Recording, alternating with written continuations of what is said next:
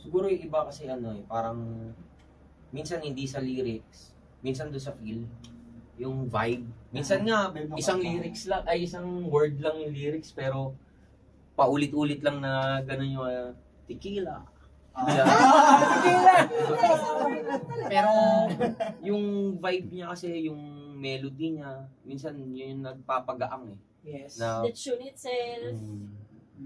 Kaya ang daming ano eh. May comment na sa akin nun sa office.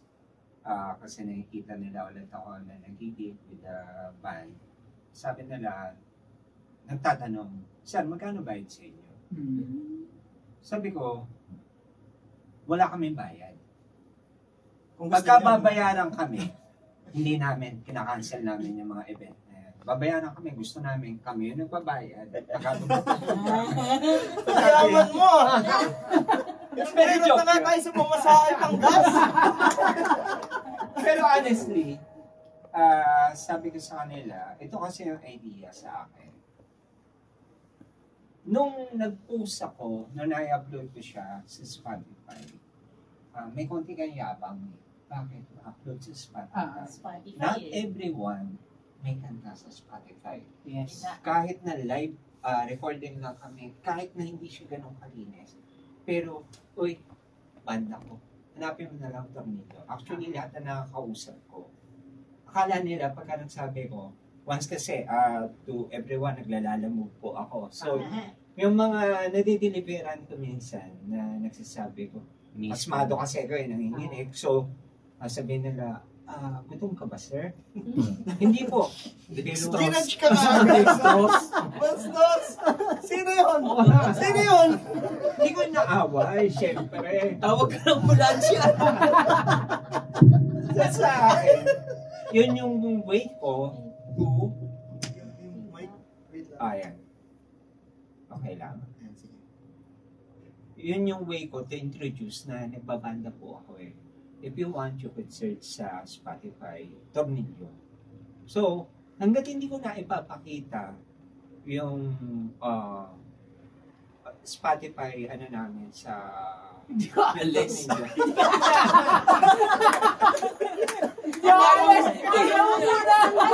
Review ni customer. Alam mo yan. Hindi mo lalabas yung deliver mo.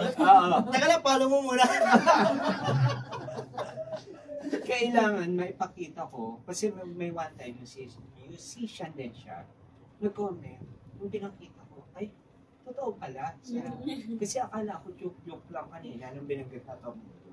So yun yung maganda rito na nung nagawa namin yung mga kanta, nagawa yung tabi-tabi ko, nagawa yung pag-ikot, nagawa yung If Only, na nasa Spotify, naka-upload siya. Dati nasa utak ko lang siya. And now, kanta na siya ngayon. So not everyone magugustuhan siya. But then, definitely, a number of people na pagka nakarinig, ang ganda naman ng kanta. Yun yung sinasabi ko dun sa mga office mate ko, na kahit wala kami bayad, may isa lang mag-comment na ang ganda naman ng kanta nyo. Bayad na lahat yun. Yeah.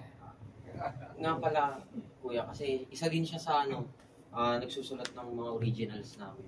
About do sa question ni Sir George sa John. Ikaw, ano pa makukonsider mo John? Sa akin kasi, basically, si Michael yung nakakapag-sulat about sa paligid. Yung mga nangyayari and everything. Tabi-tabi po siya ng sulat niya. And then, kaya nga lang, ang first version niya is reggae. Nung naalala niya. But then, nung binubuo namin, Arvin, kasama niya pag tinutugtog namin siya, na reggae yung version. Honestly, bago matapos yung kanta, antok na kami lahat. Antok na kami. Nahili kayo. Parang hindi, yung vibe ng reggae, hindi nagmamatch sa amin. Yung sa klase ng music na gusto namin. Sabi ko, Kel, ayusin ko sa bahay. May melody ko, tignan ko kung magmamatch. And then, tinry ko sa bahay. In-adapt namin, one time pinarinig ko sa kanila yung bagong areglo, nagustuhan nila, but then, may nadagdag, that's the portion ng politics part. First, ano lang yun about daily life. But then, sabi ko, tabi-tabi po, first part, daily life. And then the next one, tabi-tabi po, kasi nga sinasabihan ka ng lola mo. And then the next tabi-tabi po would be, pasensya ka na, tabi-tabi po, nasagasaan kita. That's the part na pumasok yung sa government part. That's, kung 2010 yun yung recent event ng Hello Garcia. Hello, Garcia. So, pwede tayong manira, but then, afterwards, tabi-tabi po, sorry po, nasagasaan ka namin. Diba? Yun yung, ano nun. About me naman, sa writing, more on sa composition ko, pag-ikot na nasa Spotify din. Love song siya. Most ng songs ko na nasusulat, love songs, kasi may... Para kanino? Kanino nga ba? Siyempre, sa mother nila. Safe answer. Showbiz na showbiz. Shout out kay Ma'am. Ma'am Neri. Mostly love song siya kasi mahilig ako sa love stories, love stories ng movies like favorite ko, Serendipity. Yun. Oh. Lahat naman siguro eh. Not everyone. Kasi, Sa batch natin. Sa batch ninyo pala ni Shen. So, Ano yun? Black and Pag white, nalaman black and mo. white pa ba na? Uy, grabe Ano ba? Wala pang sound nun eh. Nowhere. Charlie Chaplin. So, sa akin, mostly love song, but then yung pag-ikot is parang naging superficial yung love song. Kasi hanggang sa dulo ng mundo, nandito yung tao. Isa lang ang mga katawanan, Diyos na kasi yan, na hanggang dulo nandun siya. So, ikinurstro ko yung song na maging gospel song. So, yun yung the story na nandun din siya sa Spotify. And then the next one, if only this is something na gusto mo siya, kaya nga lang, hindi na pa pwede. Ito yung mga love song na may barrier. Ayan siya. Hugot. Pang ano kay Shen. One time. Kaya nga lang, hindi namin palagi siya natin-play. Yun yung gustong-gusto namin na kanta na hindi namin palagi natin-play. Kasi before, Arvin used to play the second part. Kasi siya rin yung drummer. So, nag-shift. Kailangan niya mag-gitara. Multitasking. Oo. Kasi dati si Michael hindi nag-gitara. So, nag-guitar siya and then the rock portion, yung last part, kailangan yung bumulat sa drum set. Parang hirap. Bibitawan na. niya. Ah. Ayun, with Jiro, yung other band niya, syempre, baka later kayo naman dito. Puro love song sila. Punk na rock. Pang na rock, Love song ba? pero love song. Pero naging tuloy ako, no? Naging parang curious ako. Curious question lang. Ano yung chorus or yung gusto ko important part ng composition mo yun? Can you sing it? Which one? Dalawa yun. Yung ano, Pag- yung... Pag-ikat sa If if only. Yung, basta ito kung sasawa niya. Pag-ikot. Pag-ikot. Hindi. Ay, if only ba? If only kasi, honestly, hindi tungkol sa asawa ko. Parang ibang experience. Ano yung naging gospel? Ano yung naging gospel? Yung gospel, ito, kayang katay ni Michael. Alin? Pag-ikot, chorus.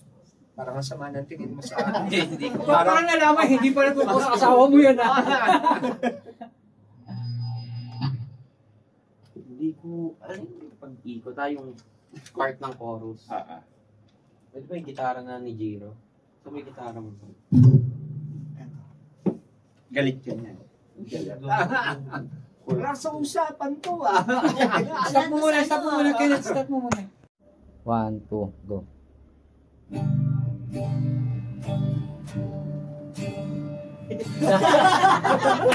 One seat po pa.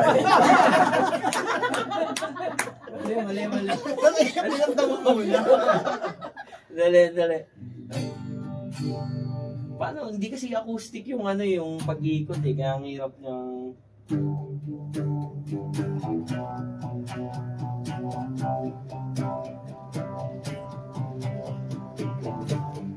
Sa pag-ikot ng mundo, pangakong maaasahan mo, sasamahan ka sa lahat ng mga problema mo. Hanggang sa dulo ng mundo, andito lang sa tabi mo, naghihintay lang na mapansin mo.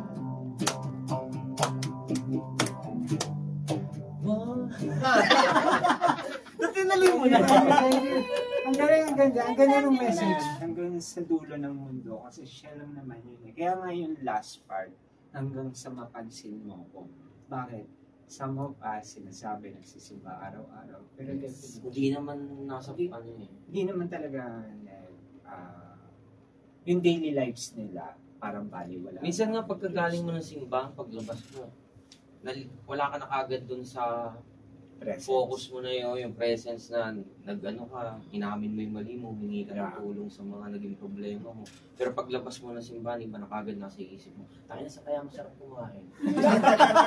Yung paradigm, no? Yung paradigm shift. Yung nangyayari. Hindi, honestly, kahit sa yung church, paglabas lang, parking area pa lang eh. Mainit na ulo. Ano pa to?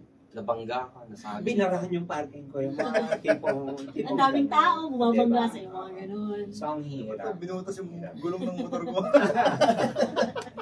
Kaya ano siya eh, sabi ko until such time na mapansin mo, even with us, I don't know with RP kasi busy siya talaga sa church activities. But with me, minsan talaga, aminado ako doon. Minsan, totoo yun eh, na ang pera, di ba? Naalala mo lang pagkakailangan mo ng pera. Pero pagka hindi mo kailangan ng pera, minsan, pagka nagkaroon ka na, di ba? Lasada. Diba? Yun Siya, ang ito. yun ang una mong inaasika. So, but then, kaya mahirap. So, minsan, ito paalala lang. Actually, paalala sa amin. So, kung tinamaan ka, paalala na rin sa'yo. Parang ganun. Ganda, ganda. Get an amen. May laging tinatanong si Chef tungkol dyan sa songwriting. Oh, motivate. What motivates? Hindi, sabi niya kasi kanina, normally, yung experience niya. Nung nag-write siya ng song, kasi yung ulit-ulit na nangyari, so nilalap niya. Pero how about the others? Ay, ito naman, parang, ano yung, Love song. love songs. Pero ano talaga that motivates you? Have you composed anything? O sila na? Siya din. Meron siya. Meron din siya. Love song. Love songs. Pinagtagpo. Pinagtagpo. Ayun naman. Tungkol siya sa hindi lang siya sa lover mo or basta kahit kanino. Thankful ka kasi kahit sa kaibigan mo, kasi nagtagpo kayo ng tadhana. Baga meron siya naging impact sa life mo, ganoon pa din sa kanya. And that alone sa instance na yun, grateful ka sa kung anong meron ka. Ang ganda, ang ganda. Actually, yung tanong ni Chef, duduktungan ko, no? Kasi for the past few interviews that we had, majority of the composition came from a negative experience, came from a negative vibe, na nagiging positive siya. Kasi Nakakompose ka na kanta. We had interviews like, parang hindi kasi nila ma-express dun sa taong yun. Pero what they do is to express it, gagawa sila ng songs. Yun yung magiging outlet nila. And based yun sa parang bad experience nila. So, pero meron tayong naging positive, like si Angel, si Angel, parang Positive vibes talaga lahat. kasi ano siya fantasy, ano yun? Anime. Niya? Fiction. Fiction. Fictional kasi mahilig siya sa anime. Happy pop nga. Parang fairy tale. Ah, She based it parang lahat ng storya, buhay, fairy tale lang. So, yun. Pero for you, as a band, what really motivates you in writing songs? the negative experience, the positive experience, or Ako, kasi nakalagay doon sa page namin kapag yung about, nilagay ko doon love, light, peace, earth. Yan nakalagay doon sa about May ng page. earth. Miss Universe ka Hindi, to. may earth eh. Kasi, nilagay ko yung earth kasi yung paggawa ko ng kanta, parang yun eh, buhay. Tungkol sa buhay siya eh. Parang positive, negative. Parang kahit saan. Minsan, actually ako sa totoo lang noon, nung dati kapag gigising ako, lagi kong iniisip, parang death, kamatayan. Parang lagi nandyan yung kamatayan na parang limitado ka eh. Alam mo sa sarili mo na, kumbaga, hindi ka bang buhay. Di ba? Tapos lagi siya nasa isip ko. So yun, parang gusto kong gawin kanta yun. Gusto ko kasi dati gumawa ng libro eh. Gusto ko sana gumawa ng libro. Kaso ang haba. Kasi hindi ko masimulan. Gagawin ko nun dati, maglalagay ako sa notes ko. Ano ba, nasa tricycle ako. Tapos may nakita ako. Ay ko, ano ba naman to St. Joseph na simbahan mo sa may Anonas? Ang daming daming nakaharang. Tapos ang baho-baho. Tapos sa loob si Kristo. Di ba? Tapos sabi ko, gusto kong isulat to sa libro ko sana eh. Yung mga ganun. Tapos hanggang nauwi na nga lang sa paggawa ng kanta. Tapos hindi naman lahat negative, hindi naman lahat positive. Halo-halo siya eh. Yun nga, experience talaga, human life experience. Parang witness. Parang na-witness. Yan! Iyan, no? Iyan normally write songs based on witnessing Something. something or Mostly from someone nakakilala friends, niya. Hirap akong gumawa ng love song. Hindi ko alam kung bakit. Hindi ka ba in love sa asawa? In love ako. Yun nga iniisip ko ngayon eh, parang siguro pag nakagawa ko ng love song, talagang napaka-cheesy na. Tinatry ko yun. Baka lang gawin Tinatry ko, minsan niloloko ko siya, gagawin kitang kanta love song. Sige, gitara ko. Seryoso yung una, tapos mauuwi sa kagaguhan. Lagi mo akong sinisigawan. Boses mo. Parang mga ganun. Natutuwa ako, meron silang video ng anak niya. Ilan taon na yung anak mo? Ngayon, 11 na siya. 11. Tapos kumakanta kayo pareha, siguro nagigilala. Mm. Sobrang nakakatawa. Yan. I just have a question for each of them. No. What is music for you guys? I mean, lahat naman tayo, passion natin yung music. Pero, sometimes, ano yung significance ng music sa'yo? Si Kaloy Diok na sabi niya, pag walang music, parang wala na ako eh. Wala na akong buhay, parang gano'n. We cannot take that away from him. Kasi artist siya. You guys as well, kagaya ng story niyo, nawala na kami, nawala na. Pero, inassemble ko pa ulit. Bakit mo inassemble? Ano ba sa inyo yung music? Let's start with Sir Michael. Papunta kayo. Sa akin kasi, yung music, para siyang, kung naglalaro kayo, ng mga RPG games, para siyang buff. Dito, yung parang buff siya sa'yo sa buhay mo na, kumbaga para sa akin, parang remedy. Gamot siya eh. Gamot siya sa'yo, malungkot ka, masaya ka. Pwede mo siyang gamitin. Pakinggan mo lang. Tapos, hindi gaya ng gamot na iniinom kasi mararamdaman mo sa katawan yung Pero sa kanya yung feels, iba eh. Hindi siya physical eh. Emotions. Iba sa physical world siya, iba. Para sa akin, yung music greatest remedy siya. That's good. Sorry. Sa akin kagad, gusto mo muna Jiro? Sige, Jiro muna. Jiro muna bago ako, marami na ako nasabi. Sa akin, parang, para sa akin lang, therapy ko siya.